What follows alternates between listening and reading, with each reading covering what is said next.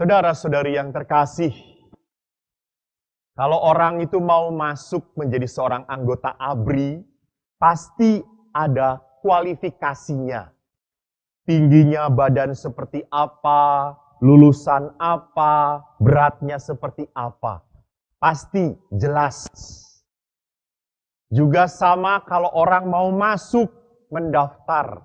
Pegawai apapun pasti ada kualifikasinya. Tentu saya ini tidak akan diterima. Bukan karena bodoh, tapi karena tua. Jadi saudaraku, apa itu kualifikasi? Kualifikasi itu punya keahlian, punya kriteria, punya syarat yang khusus. Tidak bisa hanya modal mau doang, nggak pas. Kalau cuma mau doang, semua orang pasti mau. Dan mau itu kan bisa naik turun. Kadang-kadang mau banget, kadang-kadang mau doang, kadang-kadang mau enggak ya, setengah-setengah. Jadi Yesus pun memberikan kriteria, syarat khusus bagi yang mau menjadi pengikutnya. Pertama, menyangkal diri. Kedua, memikul salib. Ketiga, mengikuti aku. Jadi 3 kriteria itu dalam mengikuti Kristus, itu artinya apa? Mengikuti Kristus itu harus punya komitmen, janji. Tidak maju mundur.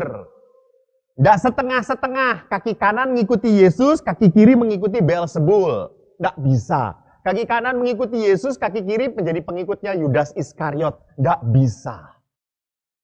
Jadi satu sisi saya mencintai gereja Katolik, tapi sisi lain saya tidak hidup sebagai seorang Katolik. Tidak benar itu. Itu tidak ada komitmen. Itu tidak ada janji. Yang kedua, mengikuti Kristus itu berarti apa? Harus tahu resikonya.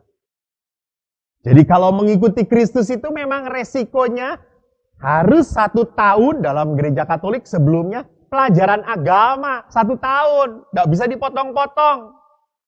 Ada yang mau nyogok saya, Romo nyogok ya. Romo butuh apa? Nanti saya belikan. Tapi pelajaran agamanya 3 hari saja, cukup ya. Mungkin bisa seperti itu. Tapi nanti kelak saya harus mempertanggungjawabkan sikap saya itu di hadapan Tuhan. Jadi mengikuti Kristus itu resikonya adalah apa? Susah. Mau susah enggak? Mau hidup berat atau tidak? Jadi mengikuti Kristus jangan pernah lupa resikonya seperti Kristus sendiri. Salib.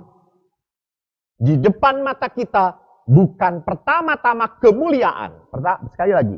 Bukan pertama-tama kemuliaan. Tapi pertama-tama adalah apa? Salib.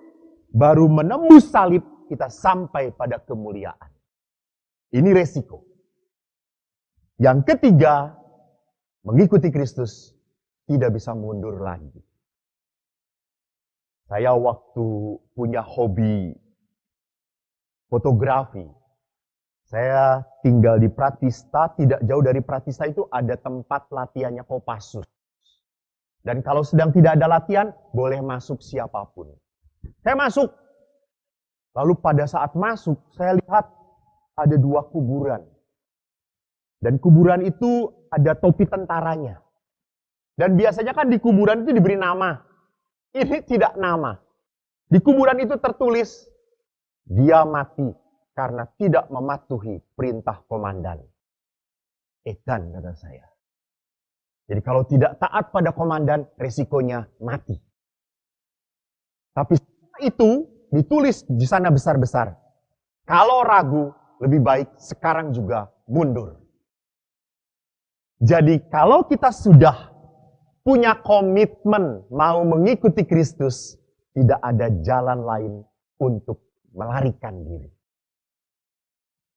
Jadi kalau dilihat dari pernyataan-pernyataan yang dikatakan oleh Yesus, rupanya yang menjadi syarat mutlak mengikuti Kristus adalah kualitas hidup manusia.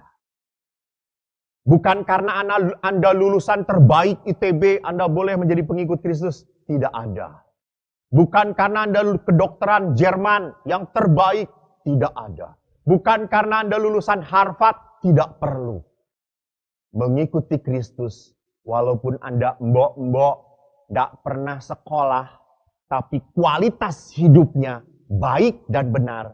You are the follower of Christ. You can be. Jadi kualitas hidup. Maka tadi dalam bacaan Injil menarik sekali, kata nyawa sampai 5 kali dikatakan di dalam Injil. Barang siapa mau menyelamatkan nyawa, ia akan kehilangan nyawa. Barang siapa kehilangan nyawa, ia akan memperolehnya.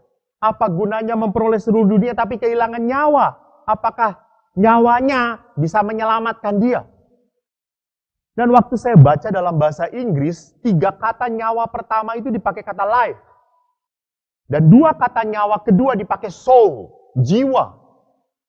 Jadi kalau kita mau hidup sungguh, rupanya jiwa kita, kualitas hidup kita harus ditunjukkan.